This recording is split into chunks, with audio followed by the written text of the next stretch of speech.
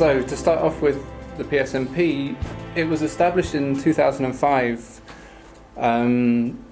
based on the recognition that food security in Ethiopia is not a transitional issue. It's not.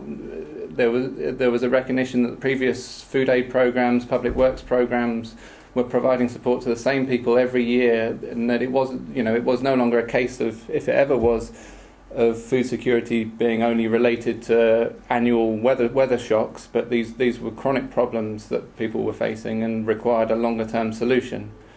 So what, between the donors and the Ethiopian government, they came up with was this program which provides support to 7 to 8 million people, chronically in food insecure people in Ethiopia, both in terms of food and cash for 6 months of the year, either through public works programs or for those people who are unable to work through direct support.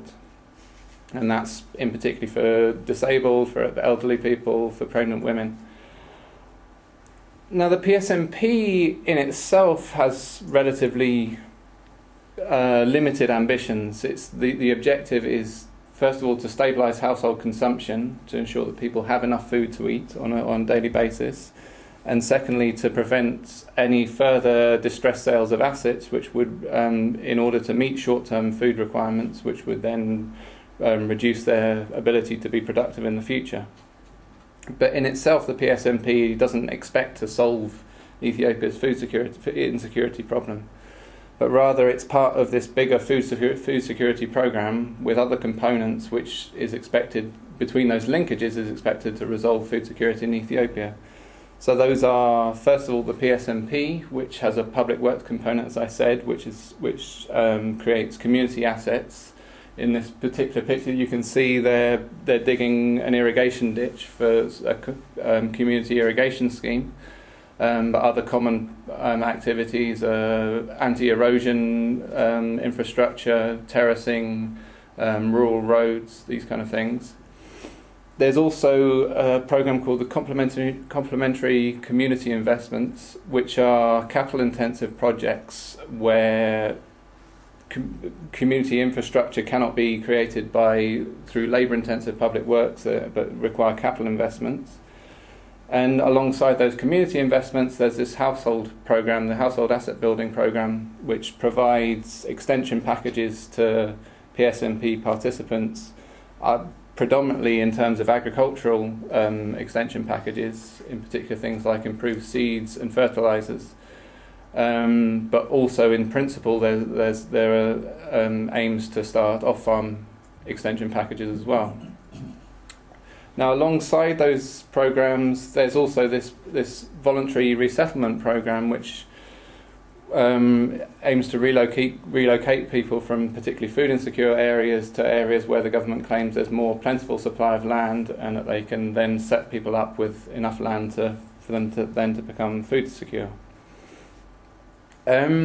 Now, to date, there have been quite a number of evaluations of the PSNP, predominantly using quantitative methodologies, donor-funded research projects, which have, on the whole, come to relatively positive conclusions about the PSNP itself, in that it's been quite successful in stabilising household income and reducing asset sales, but far less positive in terms of this progress towards graduation. That for the most part, there's been relatively little moves towards graduation from the PSNP and resolving the underlying food insecurity problems.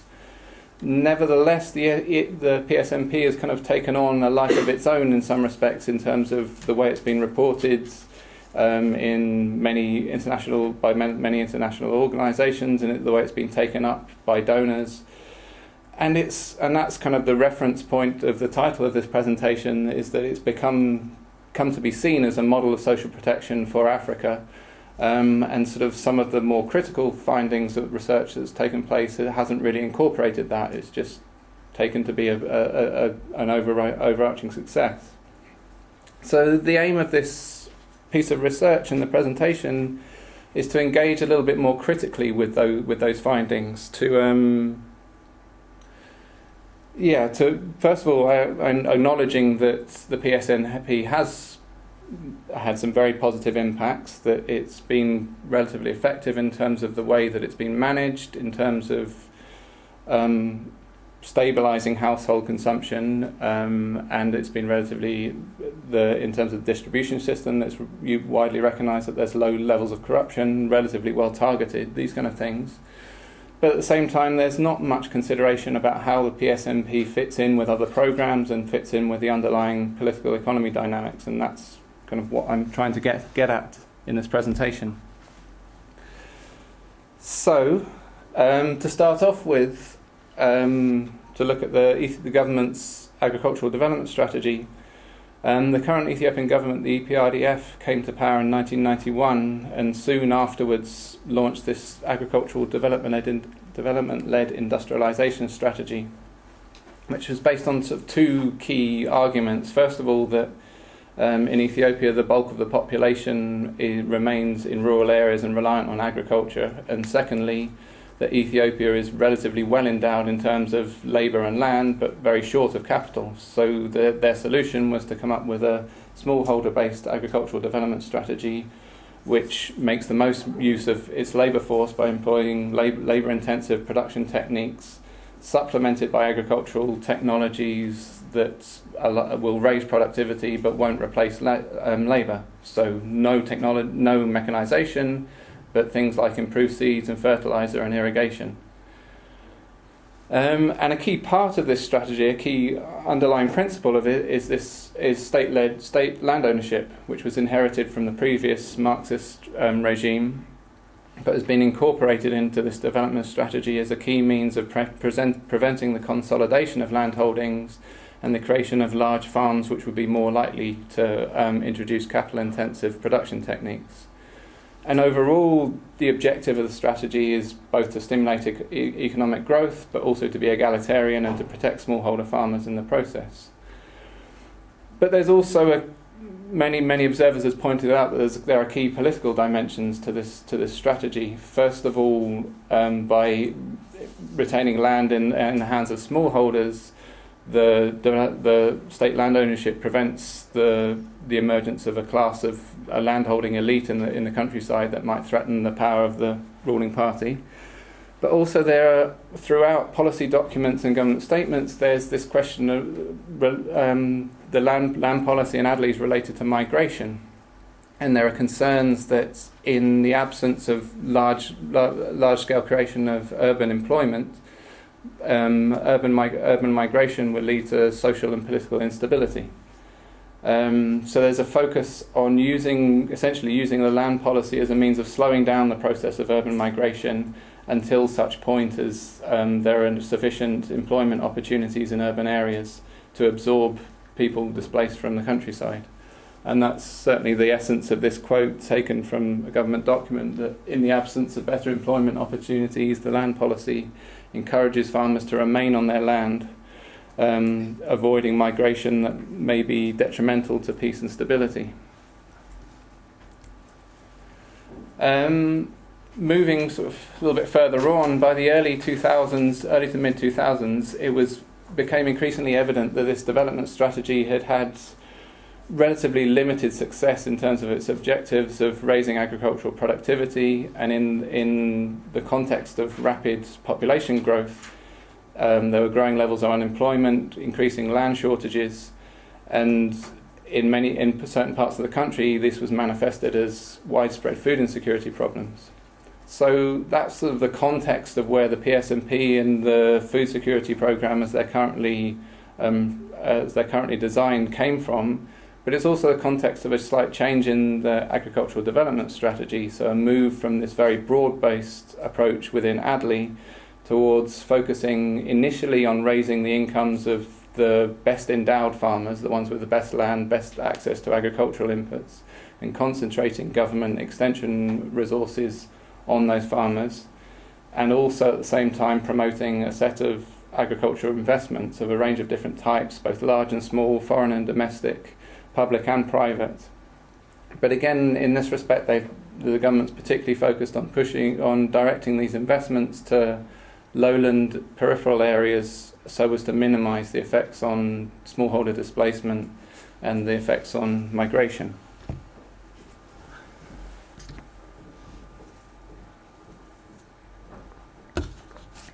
So what I want to do now is to then sort of examine how these different processes manifest themselves through examination of one particular case study in Tigray, in the northeast of Tigray. And it should be noted from the outset that this is something of an extreme case. As you can see from the picture, it's a particularly mountainous area, which is where agriculture is rather problematic. It's extremely drought prone. Prone to erosion, yet nonetheless there's very high population density in the area, and that's led to extreme serious land shortages. Despite the droughts, there's very little potential to develop irrigation there. You can see one or two little green fields in amongst those terraces. There's some potential for some water harvesting and tapping springs to irrigate fields, but to quite limited degrees. And as a result of all these different factors, it's an extremely food insecure site. Now, the study on which this is based draws on, first of all, my own field work, which involved 56 qualitative interviews in March and April 2010 with local farmers, local government officials, NGOs and donors working in those areas. But it's also one of the sites which has been part of a panel data set, the Ethiopian Rural Household Survey, run by Oxford University, Addis Ababa University and IFPRI over the last 20 years. So that gives us sort of a context of an existing large body of quantitative data to go alongside it. Now, one of the first things I did within the analysis was to try and divide up households into different types, examining how food insecurity manifests itself and how it's related to agricultural production. So in Ethiopia, in basic levels of production, in terms of self-sufficiency and the potential to produce some kind of surplus of agriculture, surplus of crop production, is reliant on a core set of inputs. And certainly the assumption of the Adley strategy that I mentioned earlier is that most households have access to these set of inputs and therefore will be able to maximise their production. So in that sense is why I've put ideal up at the top there, in that from the perspective of Adley it would be ideal if all households had access to these sets of inputs. So first of all, a certain amount of land, of which within the literature on agriculture in Ethiopia, 1 hectare often comes up as sort of an approximation for what's required for a household to remain self-sufficient and to reproduce throughout the life cycle. In a drought-prone area such as Geblan, you need to have some access to irrigated land. You need some access to male labour, because in Ethiopia it's culturally prohibited for women to plough land. So if you lack male labour, you're essentially forced to sharecrop out your land, losing half of your production. And also you need access to a pair of oxen in order to be able to pull the plough. And based on the analysis of the RHS, there's not one single household in this site that meets those criteria of being basically able to having the basic assets to be able to reproduce and to be productive. And indeed, in my own field research, I found only one household asking around for the wealthiest farmers in that community. I was only able to find one person who met those criteria. There are a number of different reasons for that. There are quite a large number of people who lack male labour within their households. There's some who have no access to oxen, but there's the majority of households in that community have some access to a small amount of land, some to male labour, and at least one oxen, and they can then share oxen between households in order to be able to plough. But they fall short of having, this ideal set of agricultural inputs.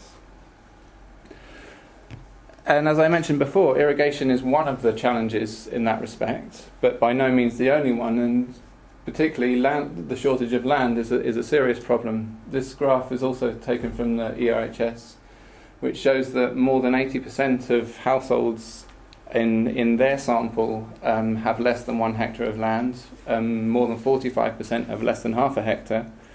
And it should be noted at this point that this is actually likely to be a significant overestimate, in that the UNRISD, as I said, it's a panel data set, so they have the same households year after year. Their original sample was selected back in 1994, and since that time there's a large number of young adults who've reached adulthood but have not had any opportunity to gain access to land because there haven't been any land redistributions in that time. So this is likely to miss a large number of households with very little or no land. So in terms of food shortages, one of the questions in the UNRISD for the last 2 rounds in 2004 and 2009 asked households how many months of the year they face shortages for. And what this graph shows is essentially that food shortages vary based on the year, but even in good years, and 2004 was reported to be a relatively good year in terms of rainfall, the vast majority of people still face serious food shortages. So there's more than 80% face some kind of food shortage in 2004, and by 2009, when the rains were much worse, every single household in that sample faced very significant food shortages. And again, this was backed up by my own qualitative interviews, where for the most part my respondents reported producing between 3 and 5 months' food per year.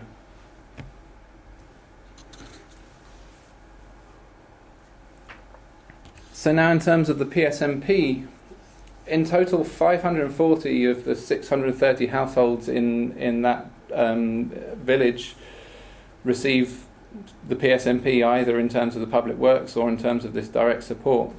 And on top of that, in addition, there's another 284 people who are involved in a very similar program run by the Catholic mission nearby, which the government selects participants to be the poorest people not already included in the PSNP. So there's the vast majority of people are involved in one of these schemes. I conducted I should note, is a fairly rough calculation, basically converting all of the different income sources reported in the UNRISD into cash values based on local prices. So from crop production, from animal production, remittances, off-farm income. And that starts to give a sense of how important the PSNP is to local livelihoods, and that's in total, on average, 60% of household income, according to those calculations, comes from the PSNP, and only 14% from crop production, 27% from livestock. And that's, again, in terms of off-farm income earning opportunities, it's extremely limited.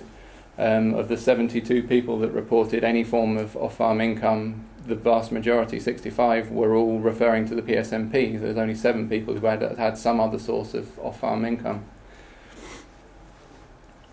So this sort of gives an indication of how closely the food insecurity problems in Geblen are related to the system of agricultural production, the underlying challenges presented by the existing distribution of land, the shortage of irrigation.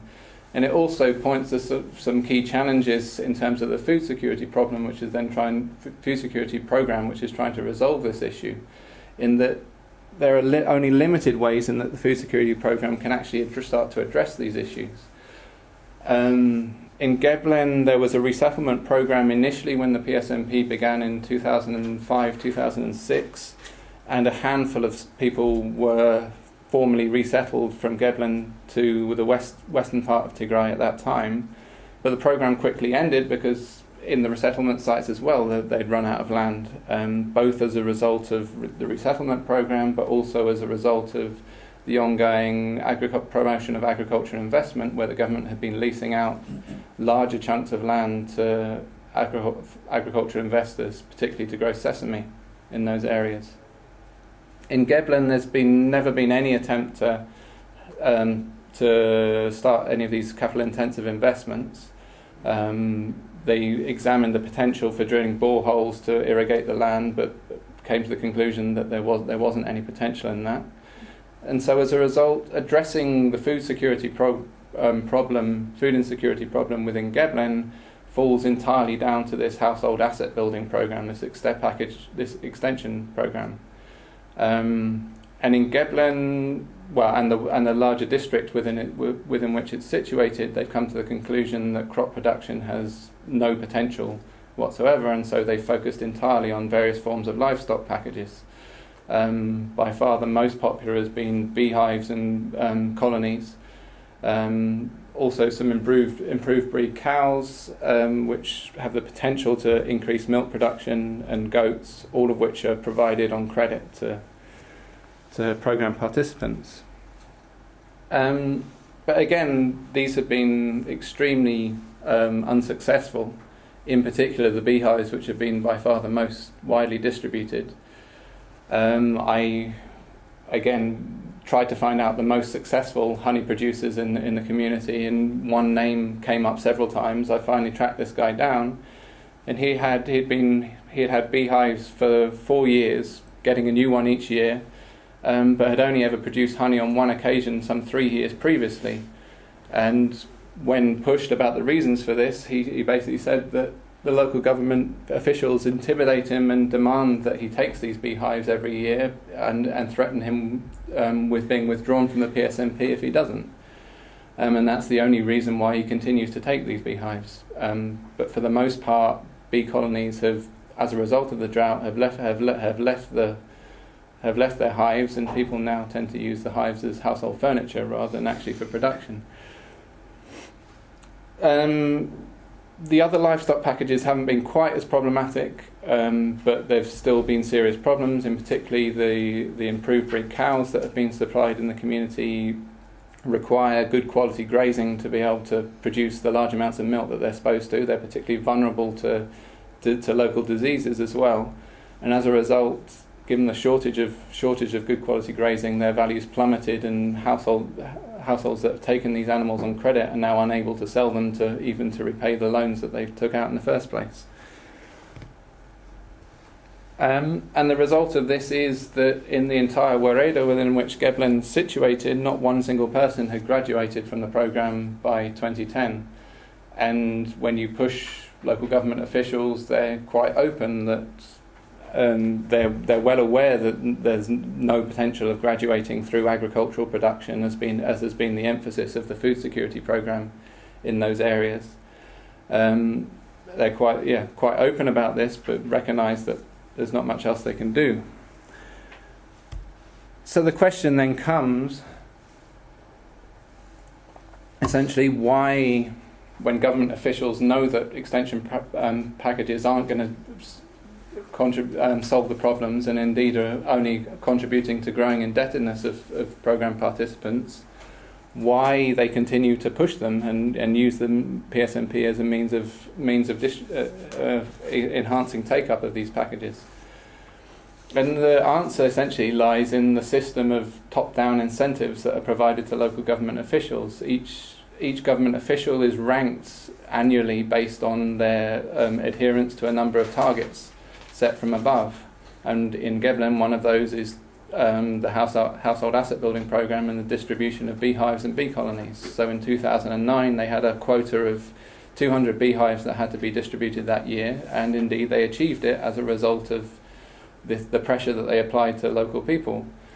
But then the government's response to that was to increase their quota for the next year up to 200 beehives. It's in spite of the fact that one of the other criteria on which they're measured is actual agricultural production, including in particular production of honey. And in 2009, the same year, they received a score of 0% for their achievement of actual production. And rather absurdly, during this time in recent years, the local government, the smallest level of local government in that area, has been given a regional award for being the most successful implementer of government policy, largely because it's so closely adhered to the directives coming down from above.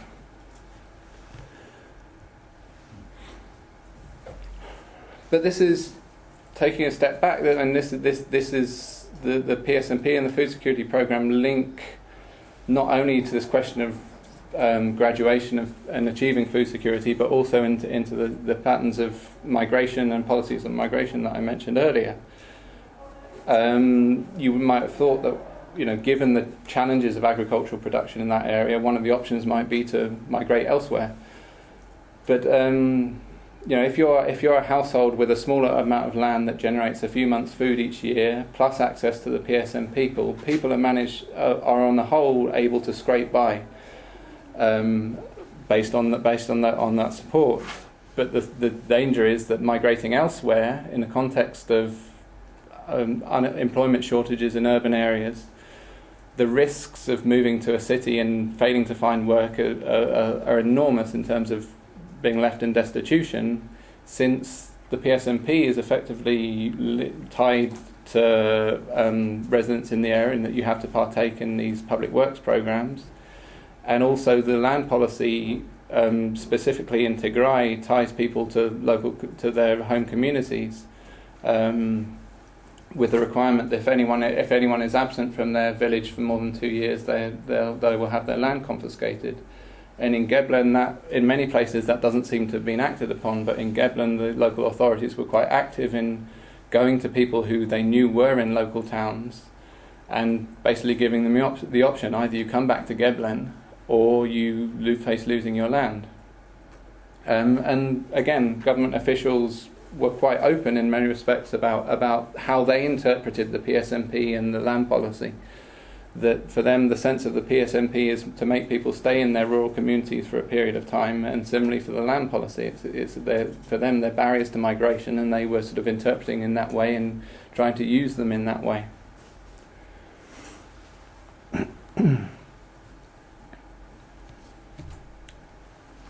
So the question is, as I mentioned earlier, Geblen is certainly an extreme case,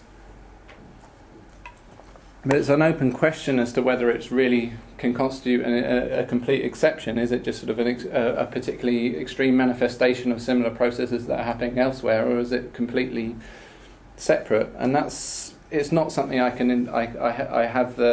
necessarily have the complete data to be able to answer.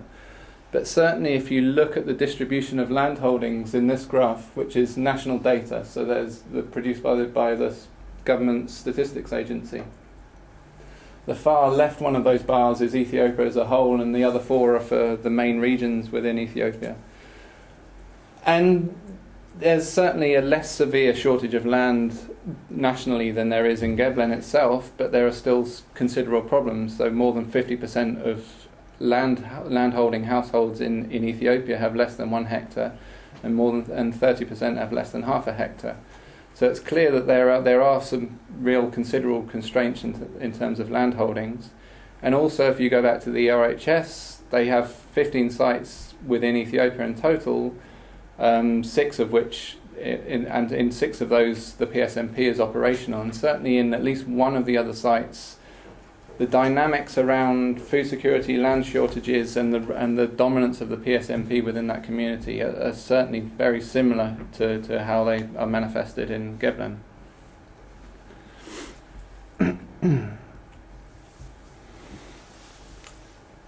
Okay. So, finally, this slide's labeled conclusions. It perhaps should be conclusions / issues raised. The first issue concerns the positive aspects of the PSNP, which has been taken up as this model for social protection elsewhere. In many respects, the good parts of the PSNP, and as I said, in terms of the effectiveness in which it's been implemented, the low levels of corruption, the efficiency of targeting, are all issues closely related to Ethiopia, particular characteristics of Ethiopia and its exceptionality in terms of the degree of state capacity and its implementation capacity that's frequently noted. So the question remains, therefore, that if you try and take a PSNP type model elsewhere in Africa, where those conditions aren't necessarily in place, what can you really transfer of the PSNP? Will you be able to have the same kind of implementation successes in other places? The second point is that food insecurity, certainly in Geblen, and I would argue throughout considerable parts of Ethiopia is closely related to issues of land tenure, off-farm employment, as well as agricultural production and migration. And that as such, sort of focusing on resolving food insecurity primarily through raising agricultural production is kind of missing some of these linkages. And there's a need to integrate sort of a food security strategy more closely with an overall development strategy. And resolving the food insecurity problem in Ethiopia ultimately will have to rely on the creation of off-farm employment increasingly to relieve the pressure on land in many of these extremely food insecure places. And the final point is, again, is pointing to the need to analyse social transfer programs in a broader context, both socio-economic and political, that by conducting it's important to have impact evaluations, I'm not denying that, but to have that to be the sole basis by which programs are assessed and analysed leads people to miss many of these linkages, and it's important then to set particular programs in a broader context to make the most of, to maximise our understanding of how they operate and how they work. And just quickly before I finish, this last slide, looking forward to the next year or so, now is a particularly important juncture in Ethiopia. The Ethiopian Poverty Reduction Strategy paper, the Growth and Transformation Programme, is coming to an end in the next year, as is the current phase of the PSNP. Both of those will be replaced in some shape or form by subsequent programmes. And the Ethiopian government has recently been drafting also a national social protection strategy and fleshing out the details of the sub-programs which make that up. And there's proposals to expand the PSNP both in rural and urban areas, to introduce a system of targeted social pensions, community-based health insurance, different forms of crop insurance. Many of which these programs have at least the potential to resolve some of these issues that I've raised today.